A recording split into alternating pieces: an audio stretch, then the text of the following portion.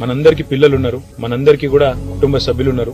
ఒక కుటుంబ సభ్యుని కోల్పోతే ఎంత శోకం ఉంటుందో మనందరికీ కూడా తెలుసు. నేను మనస్ఫూర్తిగా ప్రార్థించేది, గత కొద్ది కాలంగా సంక్షేమ హాస్టళ్లు, గత కొద్ది కాలంగా సంక్షేమ వసతి గృహాలు ఏవైతున్నాయో వాటి ఆలన పాలన చూసుకుంటూ లేకుండా పోయినాడు.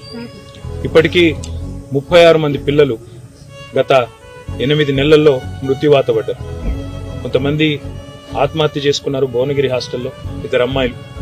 అదేవిధంగా సూర్యాపేటలో కూడా ఆత్మహత్యలు జరిగాయి. అదే మాదిరిగా ఇట్లా దురదృష్టవశాత్తు పాము కాట్లు, కల్తీ ఆహారం, ఇన్ని రకాల సంఘటనలు జరగడం అనేది నిజంగా కూడా బాధాకరం. వీళ్ళంతా మన పిల్లలు. ఎందుకంటే ఒక తల్లి గాని తండ్రి గాని తన బిడ్డను ఒక హాస్టల్ వేస్తే ఏమనుకుంటుందంటే అక్కడ ఉండే టీచర్లు గాని అక్కడ ఉండే ప్రభుత్వ అధికారులు గాని తామే తల్లి తండ్రిగా వాళ్ళని కాపాడుకుంటారని అనుకునే నమ్ముతాం. అట్లాంటిది ఈ రోజు సడన్ గా ఈ వార్త వచ్చి ఒక తల్లికి తండ్రికి మీ అబ్బాయి ఇక లేడు లేదా మీ పాప లేదు అంటే ఎంత గుండె కోతకు గురైతారో అందరం కూడా అర్థం చేసుకోగలుగుతాం.